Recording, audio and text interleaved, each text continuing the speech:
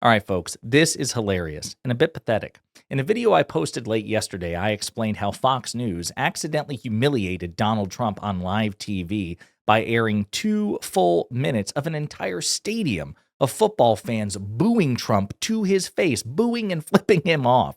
Well, in the aftermath of that, Fox News is now scrambling and panicking, attacking the fans who dared express their displeasure at Donald Trump and trying to bend over backwards basically to please him. Hey, sorry we humiliated you by airing these 2 minutes, but so let's attack the fans, American citizens, and talk about how amazing you are. This is so funny. But before we unpack all that, if you end up liking this video and you want to support the channel, please be sure to hit the like, subscribe, and alert bells before you go.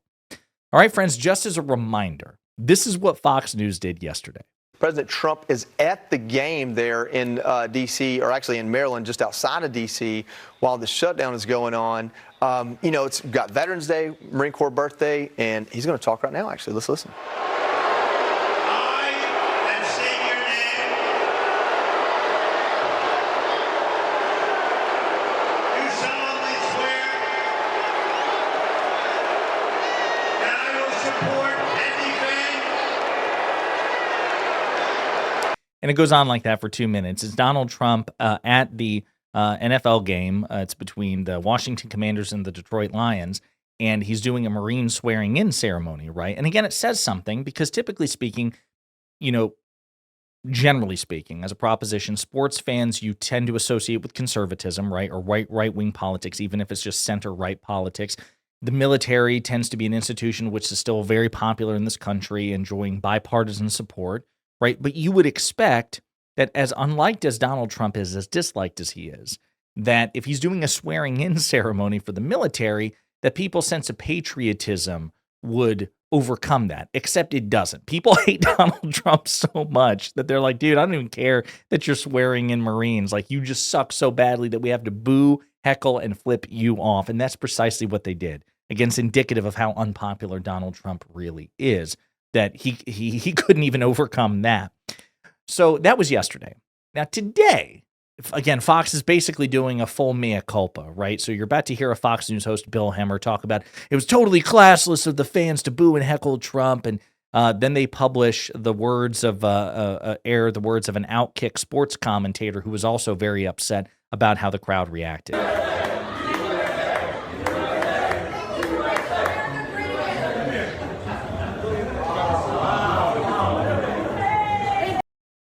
So it's just full-on propaganda. Now, listen, anytime a Republican president, anytime our cult leader Donald Trump goes anywhere, you need to chant USA and thank him. That's what's amazing. You do that. Oh, it's Joe Biden? Oh, then boo, boo, boo wherever you want. Doesn't matter if he's swearing in the military. Doesn't matter if he's doing this. He could be at a fucking funeral, right? You boo whenever you want. That's your First Amendment right to boo. As long as it's not a Republican, right? It's a Democrat. Exactly. You can boo and heckle and disrespect Democratic presidents, but don't you dare. It's unpatriotic to boo and heckle and express displeasure at a Republican president. So pathetic. But wait, there's more.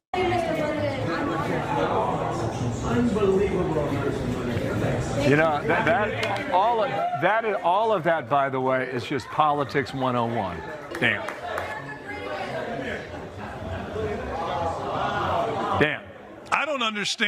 I don't understand why more presidents haven't done that. I'm with you.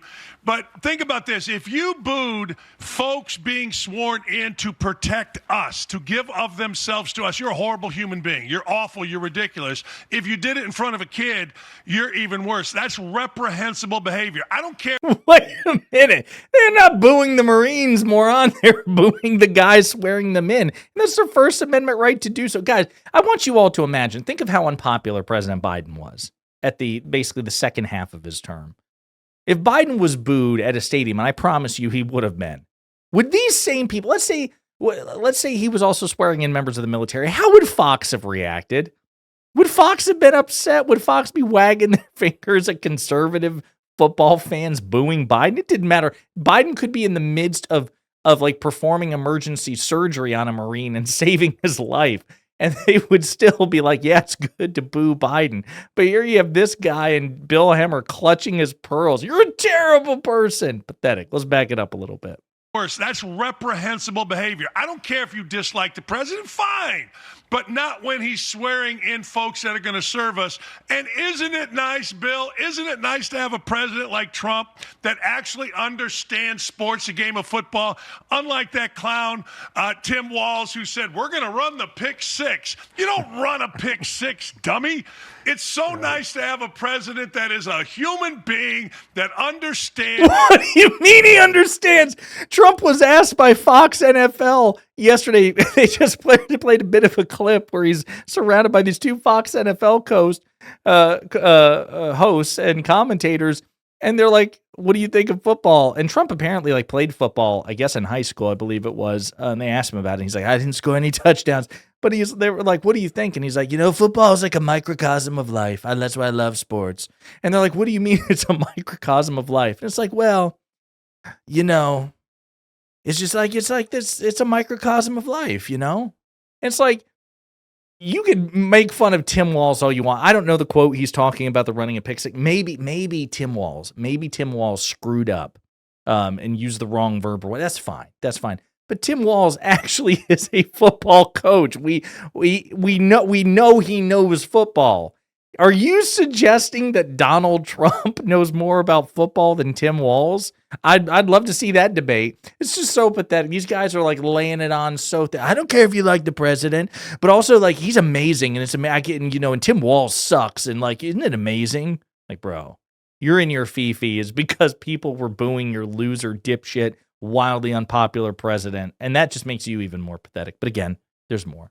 Modern football that understands what most of us in America understand, which is sports and life, and give a token to a kid, not being a dummy and booing enlisted people who are protecting us, sacrificing for us, working for us.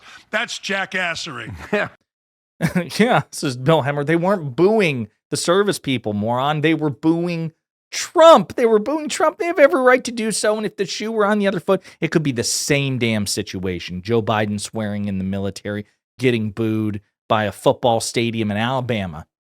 And Fox would have been sure. They were like, oh my God, play it on repeat. They would have been like physically aroused at the notion. So miss me with that. But the mea culpa for Trump goes further still. So then they report Commanders fans face backlash for booing Trump during U.S. military ceremony. So instead of writing about how Trump is booed and maybe Trump's not popular, they're like, who really screwed up? The fans. Washington Commanders fans faced backlash on Sunday as they booed Trump as he read the names of those enlisting in the U.S. military. Trump was seen at the stadium reading off names in the public address system of the stadium. However, boos from Commanders fans were heard. NFL fans who tuned in to watch Trump at halftime of the game took issue with the boos, saying it was disrespectful to those who were going to protect the U.S. from its enemies. Yes, some people are upset because they're Trump supporters. No shit. But what about the fans, the NFL fans who were upset with Trump? You have nothing to say about that? Nothing whatsoever? It's pathetic. And you might be thinking, okay, that really is pathetic. But is there any more? Of course there is, because on Outnumbered, they again had to complain about people booing Trump. And, Americans are just looking for joy. And thank God Donald Trump understands that moment. And, remember, they might name the stadium after him. What about that? I do think that where we are in this particular moment, people are looking for points of joy. They're looking for points to come together. And there's no denying that this president knows a moment when he sees one. And even though there were liberals in the crowd, come on, you think they're going to vote against their team? They're going to go against their team because he's there? No. Now that everybody's on the same page in Washington. And if they name the stadium after President Trump, will they still go see games? Of course they will. Just like Democrats are going to want to go to the White House when he's done. And also, let's not forget, today is the 250th.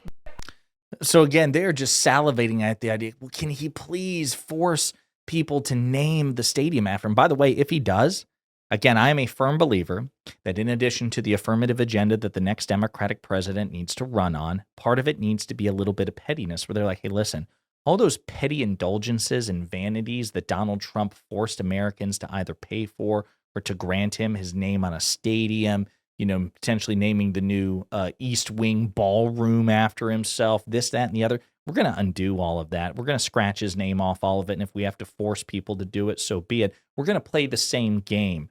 And we're going to humiliate Donald Trump in this respect, because what's good for the goose is good for the gander. You know what we'll name after Donald Trump? His name will be in the stadium. We're going to put his name above every urinal or every bathroom in the stadium. We'll make sure that his likeness is on the toilet paper people use to wipe their asses with. We will even have Trump urinal cakes. Urinal cakes which look like the 45th and 47th president of the United States at the bottom of every urinal, so that anytime you take a leak, it will be on Trump. That's what I'm not even exaggerating when I say I absolutely want my Democratic nominee to make that clear, that there's going to be a bit of some performative pettiness. It's not going to be half or a majority of the agenda, but it's going to be there. That they're going to replace every presidential portrait of Trump in the White House with a picture of him standing by Jeffrey Epstein, partying with Epstein, or him standing away looking like a sociopath as, one of the Eli Lilly executives tips over in the Oval Office and everyone's like concerned about what's going on and Trump's just standing like a zombie. How about pictures of Trump falling asleep in the Oval Office? How about pictures of Trump being led around by the Japanese prime minister? I 100% believe that the next Democratic president should make it his mission to undo Trump's vanities and also humiliate him in the process. That own the libs has been the entire animating principle of the Republican Party. And I'm not saying own the cons or own MAGA. It needs to be the entire animating principle of the Democratic Party. But I think it's time for a bit of it, because the only way that we'll ever get civility and decency back in politics is if we persuade MAGA and Fox News, like, hey, it's going to have to be reciprocal. It's not you all get to say and do whatever you want, no matter how cruel and petty, and we have to, treat you better than you treat us. It's like, no, it's going to be one standard for everybody, and we're going to give you a taste of your own medicine, see how you like it. Hopefully that's what the next Democratic president pledges to do, among other things. In the meantime, let me know what you think in the comments.